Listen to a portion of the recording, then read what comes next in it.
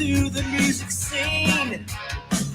Show lots of love for the community. With great advice, I know who I should go see. So all around town radio show is where I go for the latest blend info. All right, everybody. Good afternoon. Welcome at noon here at All Around Town Radio from the beautiful studios in downtown Springboro, Ohio. Welcome and glad to have you with us today on the live. We know a lot of you will be watching after, and we encourage your questions, comments, and all that. Drop them in there. I know the band will be sharing it on their page as well, and they're good about answering. They really are. And without any further, I'm going to jump right into this because I am so happy to have this group with me today. Sorelle is in the house. How are you? Good. How are you? Good to see you, ladies. And I've got Devin Douglas from Springfest in the Berg, who's bringing this wonderful group to Miamisburg, Ohio, for a 3-day music and craft and, rides, everything festival. It's all in all a great festival, attended by hundreds of thousands of people each year. And we're looking forward to that on what are we at? The 16th, 17th, and 18th of May. Did I get that right? Yes, you did. Yeah. How about that? All right. Let's talk to our friends up there from Sorelle. You guys, what I've heard about you so far and what I've seen online is nothing short of amazing. Nothing better than sibling harmonies, by the way. And you guys do it well. But you say some things on your page about being proud of your Italian roots. Is that where that name comes from a little bit, Sorelle? Yes, absolutely. Sorelle is actually Italian for sisters. Well, that's kind of sums it up, doesn't it? And and can I just say, I mean, what I've seen of your videos, and I've never seen you live, and I hate to admit that, but I'm going to at Springfest in the Berg. You guys, you have perfectly synchronized voices. Does it just come natural? I think it's like a sister telepathy thing. Yeah, we've been singing together for so long. Anna and I were only 19 months apart, so we've been singing together since we were 5 and 6. Like, we started taking lessons, doing duets. And then Bella, she's 7 years younger than me, so we added her in a little later. She started singing with us when she was 11. Yeah. That was the first time that we really sang as a trio. We were on a show on Nickelodeon, so that's kind of why we all came together. We always knew we wanted to add Bella, but age-wise, we didn't know when she would be ready. So we've been singing together every day, since we could talk. So it's habit. Yep. We can look at each other and know when we're going to decrescendo, and we just know each other. We even psych people out because we sometimes talk at the exact same time, and we happen to harmonize just the vocal speech, and it's crazy.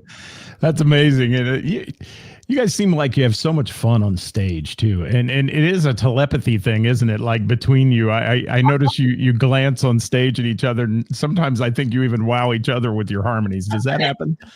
Yeah, no, absolutely. It's all about, we literally have eye conversations. We look at each other when we know something's a little off, or when somebody's like a little too far ahead of the music, and we kind of all glance at each other and do little conversations. Especially when we wear in-ears, because sometimes in-ears are a little bit harder. Yeah. Oh, yeah. Because you can really hear yourself, but you can't always hear each other. So we really watch each other's mouths.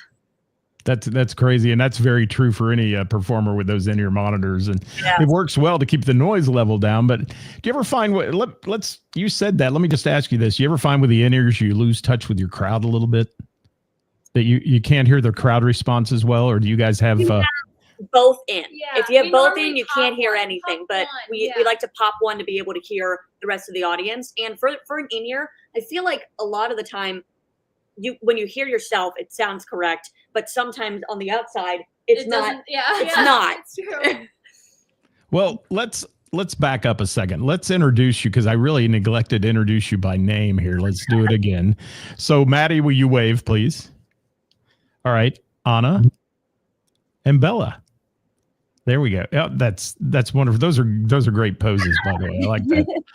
And Devin. Hi, Devin. Hi. Glad to have you with me today. Devin is, let me tell you, if you ladies are going to meet Devin at Springfest in the Berg, and you're going to think, This woman is so driven to make this festival happen. It is a huge undertaking. And when I say, been attended over the years by hundreds of thousands of people, that is not a lie. There is so many people that come to there. And I don't know, you had a count last year. They counted, Devin, the amount of people through the gates just on this one day event. What was it? Yeah, I mean, it was that we had 28,000, not hundreds of thousands. But I mean, that's I'm talking over the years. Oh, over the years, yeah. Yes. Our first year, though, we had like maybe 6,000 people come. So I think like the amount we've grown it, I'm very, very proud of that. Yeah. And there's going to be a great crowd there on Saturday night when Sorelle takes the stage. And I'm looking so forward to that. So you guys travel pretty lightly. You don't go with a band. You obviously are using tracks and things to sing to, correct? Yes. Yeah. Normally we just kind of, I take my laptop just in case there needs to be an extra thing for music. And, I'm either hitting play on the stage or somebody else is doing it for us. And it's just 3 mics and us. Wow. And what can people expect when they come to Springfest and you guys are headlining Saturday night? And that's, normally Springfest, we have a local band headline a Saturday night. You guys are coming from a couple hours away. And what can they expect to hear from you? A party. Yep. Yeah. we when we hit the stage, it's like we're not ourselves. You know what I mean? Like we hit the stage and we're just these performers. We love to do it. It's what we love to do. Yeah. When you're sitting in that crowd, you'll hear songs from all different generations. We do Proud Mary. We do Bad Idea, Right, by Olivia Rodrigo.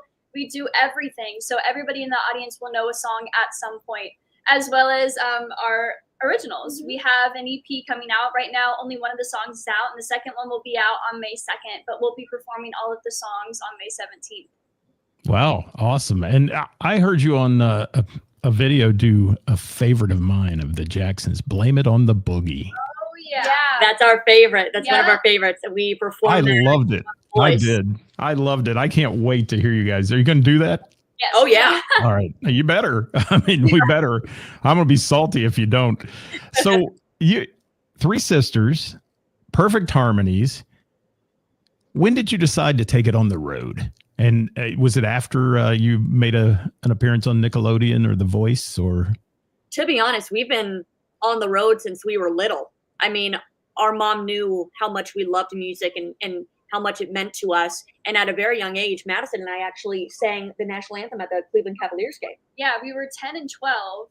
And we remember because it was Halloween. So we were actually kind of upset that we weren't trick-or-treating. Yeah. I was devastated. I have a map so of the entire neighborhood and I couldn't go. Devastation we take it very seriously. So we were like super bummed, but at the same time, it was exciting. So they had the flag open and you could barely see us over it. We have a video. Our dad is like shaking like this, like trying to record it.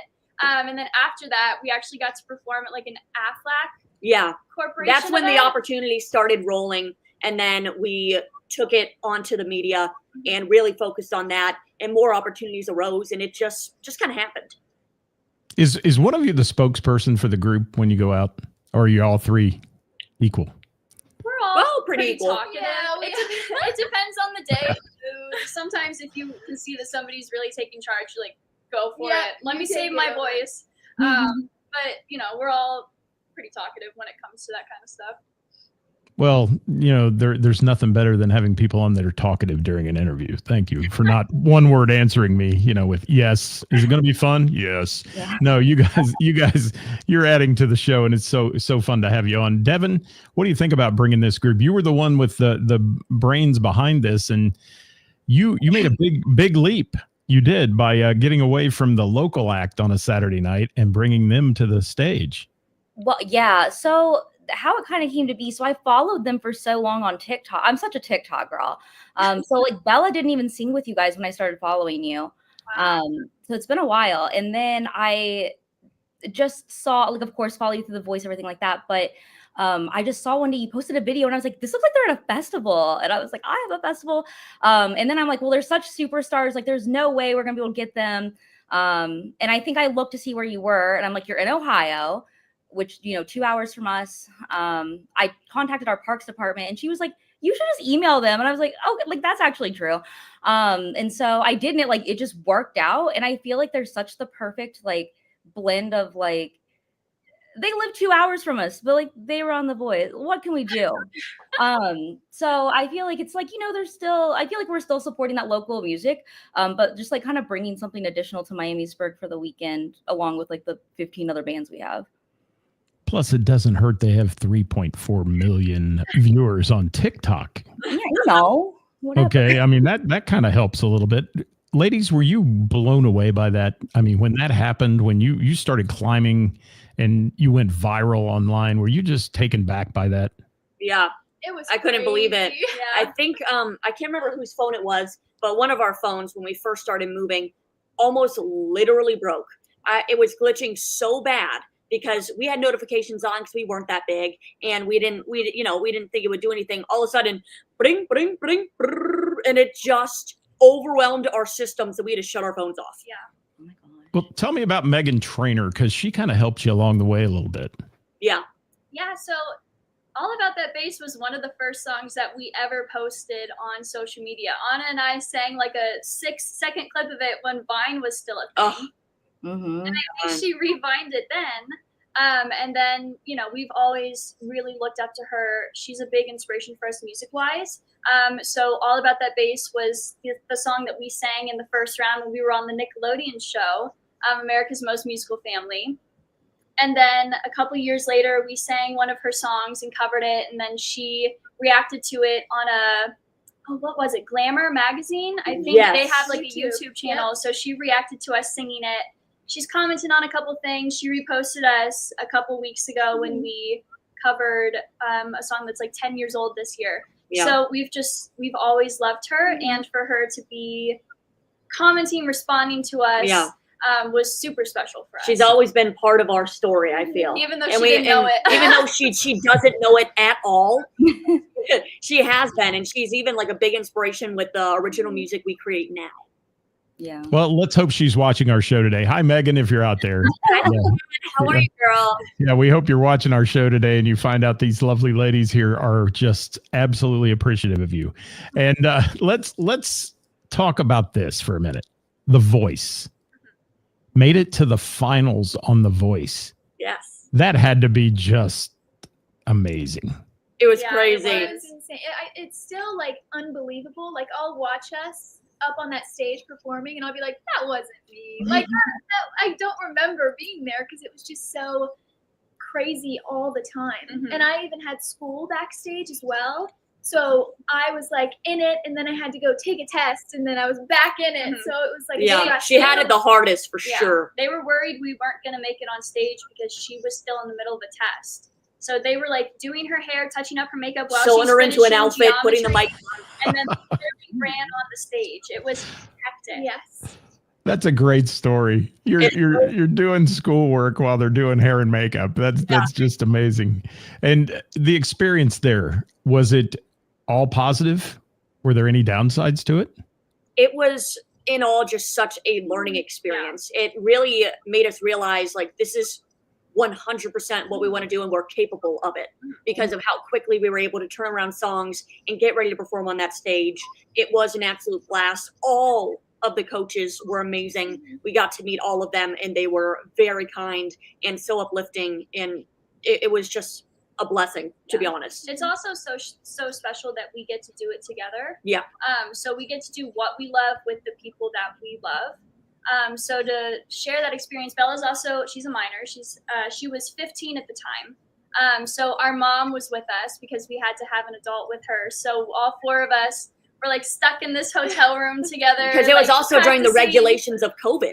So we were allowed to leave our rooms. And we were, tested every other day just for safety for everybody that's performing. Yeah. And we were, 4 people stuck in a room, in 2 rooms, because we had back-to-back rooms. So we opened a door, and it's like, it was like a mini apartment that we all lived by back and forth. For like a year.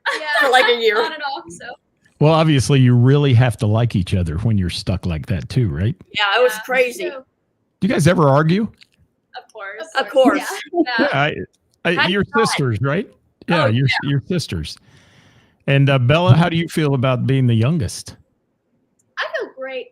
Being the youngest, it has its good things about it because like She I've makes learned- old jokes I now at learned us. I'm like, I'm everything 22. from them. So, like I feel great. She about can't it. make any mistakes. She just learns from ours. It's Yeah. true.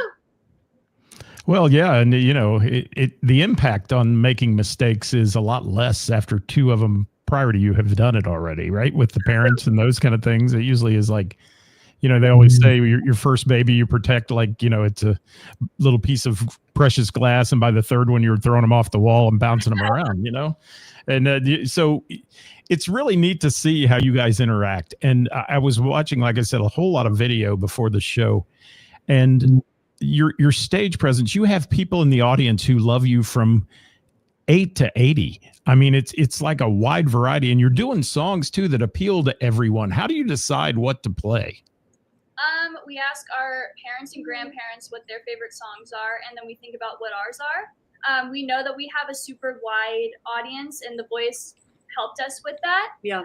So we grew up on songs like Queen and Boogie Woogie Bugle Boy. Like those are songs that we listened to growing up because of the harmonies. So we've always had a big range of music. And we also love to take advantage of our fan base. We call them the harmonies because harmonies.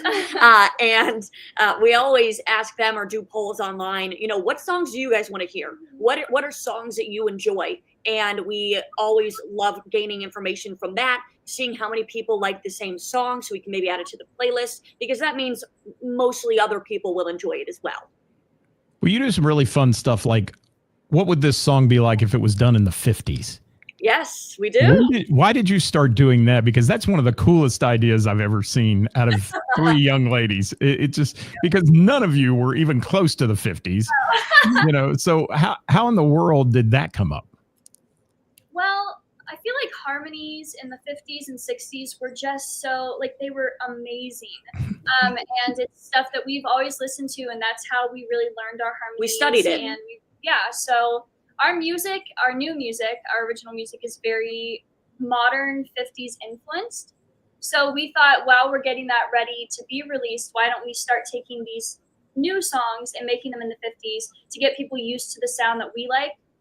So that when we put out an original song, they'll be like, oh, this is what I've been listening to you guys post every Monday. I'm going to go listen to this song. We also just thought it was really fun. Like, we were bored one day and we were like, what if Teenage Dirtbag was made in the 50s? Let's do it. And that's the first one we posted. And then we just kind of kept going with it. That's insane. It is, but it works. It does. It works really well. And it drew me in. I went to look at more. I wanted to see more of the what if it was done in the 50s type songs. And you guys, you have so much fun with your social media as well.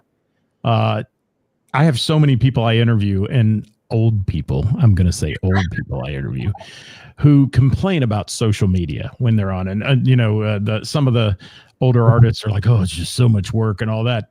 You guys must put countless hours into your socials. Every day until we go to bed. We're always checking, answering comments, contacting people, seeing what opportunities maybe media can provide for us. And it's a 24-hour thing for sure. Yeah, but it's an amazing way to stay connected with the people who are supporting you.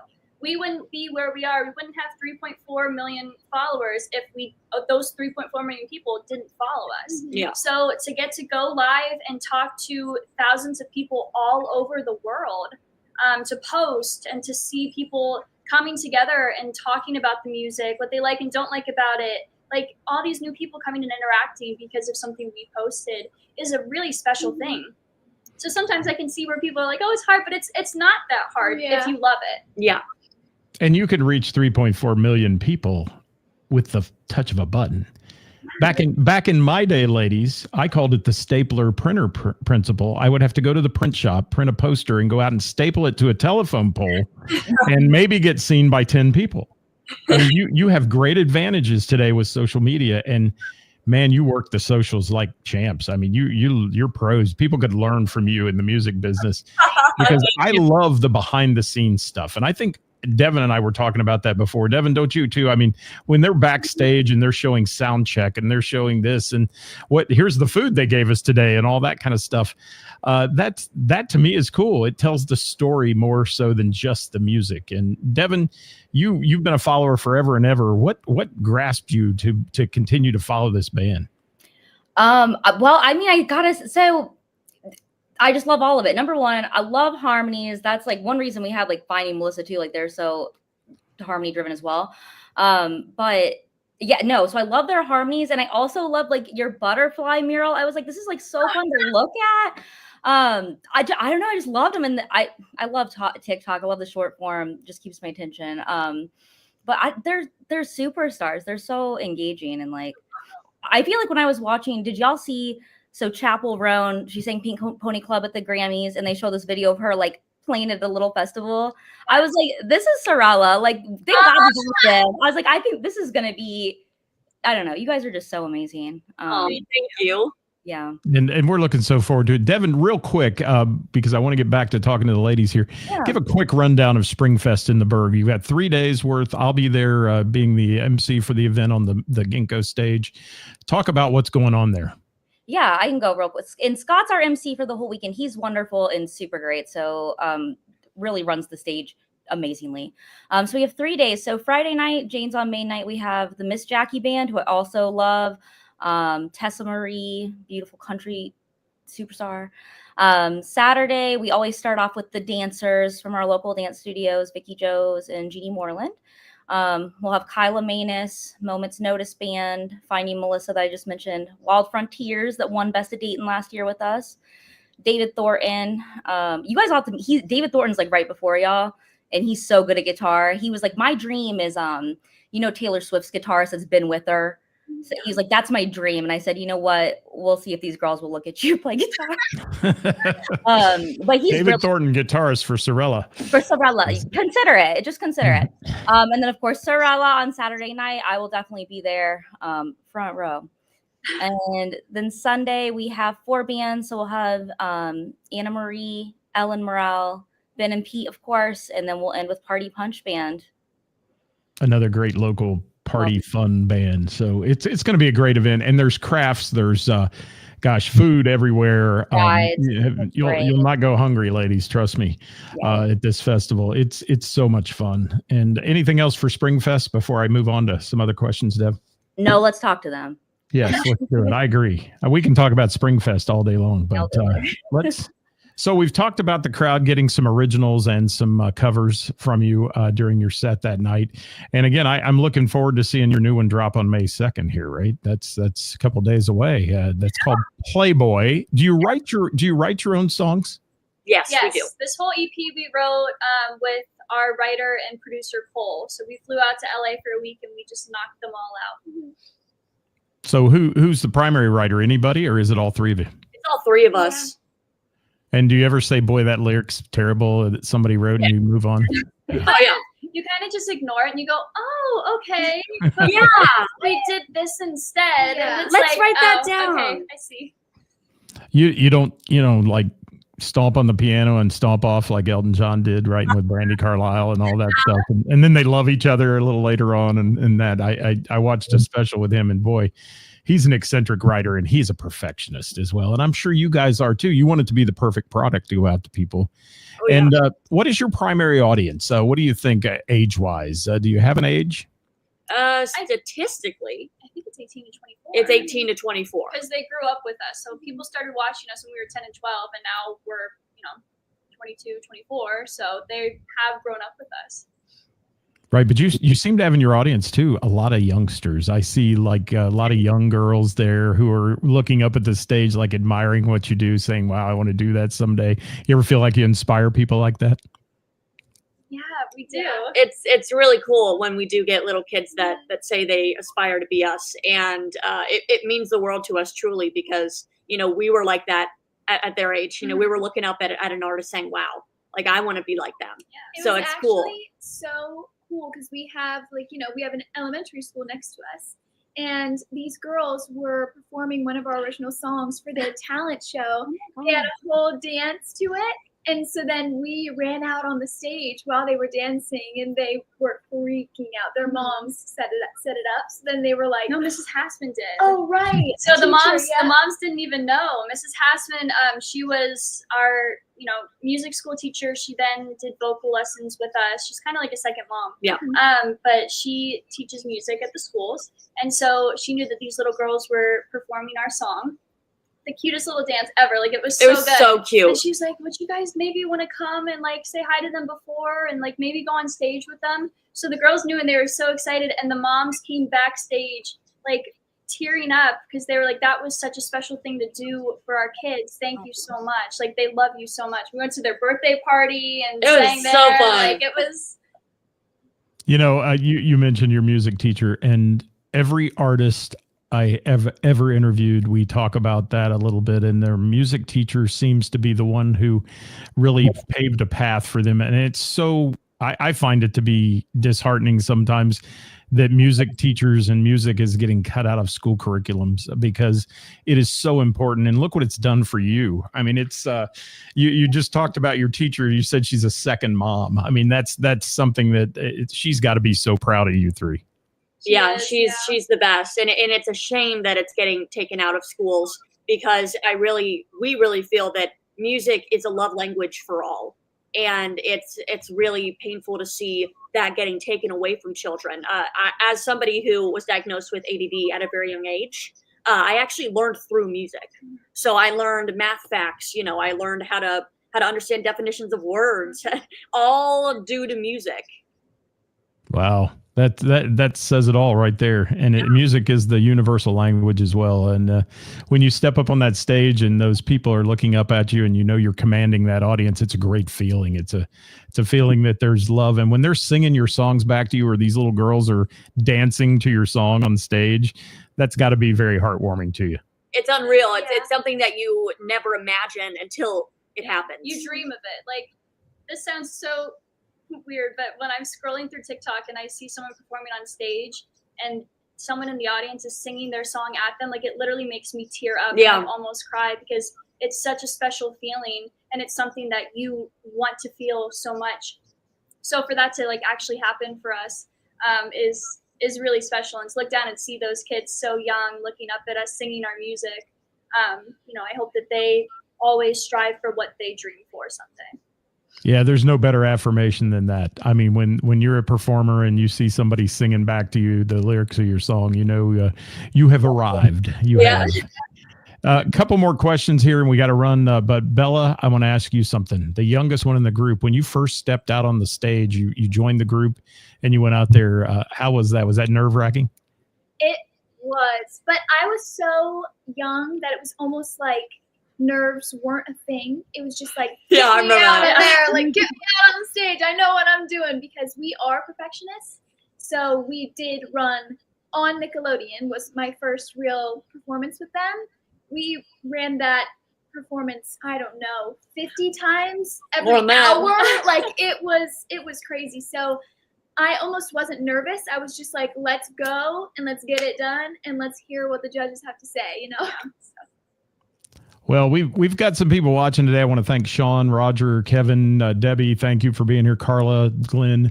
And we know a lot of you will watch this show after we're live. So again, the band is super social, and they will be watching the comments. So if you have a comment or a question, anything we missed in the interview, you want to know about the band, drop it in there, and I'm sure they will answer you, or Devin will, one of the two, about Springfest.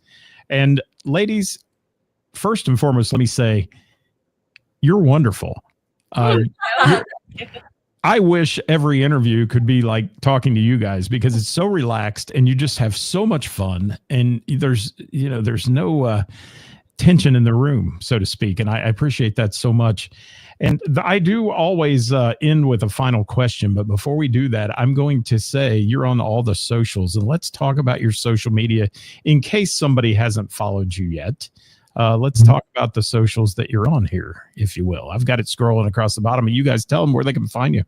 Oh, man, you can find us literally anywhere. All you have to do is look up Sorelle, Sorelle, right down there, as you guys And can if that see. doesn't pop up, add a music after it. Yeah, add a music after it. And once you find us on one platform, you can find us on them all because we have a link tree that is connected to each and every single website or app that we're on. You just tap that, and I call it the link to all links because you can find us literally anywhere on that link. Wonderful. And it's scrolling across the bottom. TikTok, Instagram, YouTube, Yeah. and on the web. And also, Sorelle, you can listen Sorelle to music. any of our music.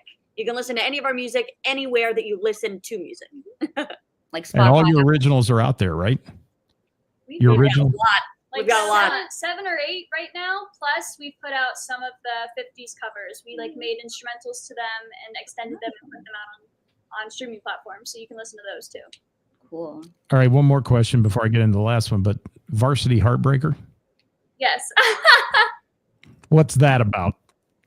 Well, Oh. you know, a varsity heartbreaker. About a man, of course. It's about that school. The quarterback, the Yeah. jock that thinks He's a it's player. funny to play girls all Yeah. the time. Thinks it's cute.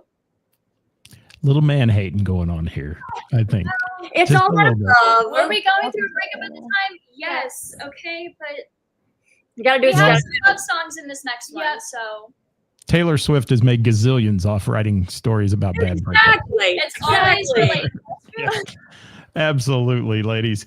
I am looking so forward to seeing you at Springfest in the Berg, headliner on the Saturday night, 17th of May, and they'll be there on the stage at 7, correct, Devin? 7:30 7:30-ish, okay, ish. to 9. And yeah, we're looking so forward to having you up there and watching the crowd. I want to see all those little faces in the audience looking up at you too and aspiring to be what you are. It's a beautiful stage, by the way, ladies, that you're going to be playing on. It's brand new. The facility is, the outdoor amphitheater is beautiful. Rain or shine, it'll be going on that night, guys. So get there and enjoy it and have some fun with us on Springfest in the Berg weekend.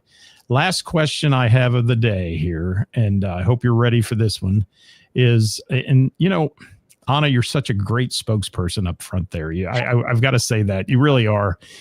You're very quick on your feet, and I'm going to ask you this question, and the rest of the ladies can fall in afterwards. If you could take the stage with one person, past or present, and perform with them, who would it be? There's so many options, so many choices. Man, if I had to choose one, it's between Sabrina Carpenter or Meghan Trainor. Oh yeah. Interesting. Because we love Sabrina and we love Meghan. I don't know who I would choose. I really don't. Whoever asked first. Whoever, Well, yeah, Yeah, I mean, whoever gets to me first.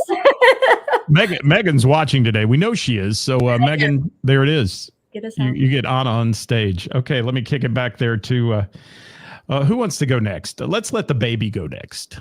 I think we have the I same think we might. answer. I think I know what you guys were going to say, but I panicked. We grew up with Queen. Yeah. We've seen like everything they've ever done. We love all of their music. They are a huge inspiration to us. Yes. We auditioned So, with a Queen, Queen yeah. song. Yeah. It was The like the Voice. first time the song had ever been sung on The Voice. And we use them to study harmonies as well. Yeah, Yeah, it'd be it- really it has awesome to be up there singing with Freddie Mercury. And that would be mean, crazy. What do you think about the Adam Lambert version? I can't love s- it. I haven't Yeah. heard much, but I love him as a vocalist. He's a fabulous vocalist. He's He's great. I think if anybody was going to do Freddie Mercury justice, Adam Lambert has done it. And I think that's why the band picked him, because he's just that good. Yeah. And there's not many people who can compare. If you strip a vocal off of any Queen song and just listen to Freddie's vocals, you know that It's that's just flat stuff. amazing. I literally have Yeah. chills thinking about Yeah. it. He is wonderful. So, Maddie, how about you? Anybody else? Let me think. I think I named the other two. I think we had 3 and I named 2 of them. Maybe Bruno Mars. Bruno Mars would be one. Ooh, that's interesting. He could really throw it back It's a to good one. our sound Harmonies, too. yeah, are really- Yeah. I think that would be really cool. Yeah. Wow. Bruno Mars. That's cool. Hi, Jeffrey. Thanks for joining us today. And thank you, Carla, for a great interview. She said, you guys. And Carla, maybe you can make it to Springfest and see these lovely ladies. Sorelle, guys, if you're not one of their 3.4 million followers, please be 3.4.1 today. And go follow these ladies, because I'm sure doing it. And You guys bring smiles to our faces, and your videos bring smiles to everybody's face online. And I think that's why Devin just was so thrilled when she first told me she had Sorelle coming. I was like, okay. I'll be honest. I was like, okay, I got to look them up. Because I think it's amazing though, Scott, because it's like the reason we book music together is because of our generational differences and we can appeal to the crowd. But it's like you guys have things that we both like. Because I'm always like, let's do Taylor Swift, and Scott says, let's do Michael Jackson. Or I don't know, somebody I don't know. So I think they're just the perfect fit. Devin is so nice in her words. She says generational differences instead of calling me old. That's what she wants to call me. All right. Sorelle, thank you guys. Ladies, you're wonderful. Thank you so much for joining me today. Thanks for having us. This was Yes. Please hang in there for just a minute as we go off the air today. And guys, if you're watching, like I said, afterwards, please drop a comment in for Sorelle and let them know what you think about them. It's nothing else. Let them know what a great interview they did, because they're wonderful ladies and we appreciate it. Devin, thank you for being with me. I look forward to Springfest in the Berg over that May weekend, and we'll have you all there in Miamisburg, Ohio for fun, food, crafts, and lots of music. Lots of music. I'll be back with you tomorrow live at 5 right here with Who's Playing Out, the best musicians and venues in the tri-state, and who's playing all week long. Join me for that list. It's brought to you by our friends at Heather's in Springboro. And until then, guys, get out and support live local music and the bands and venues that bring it to you. We'll see you next time. Bye-bye.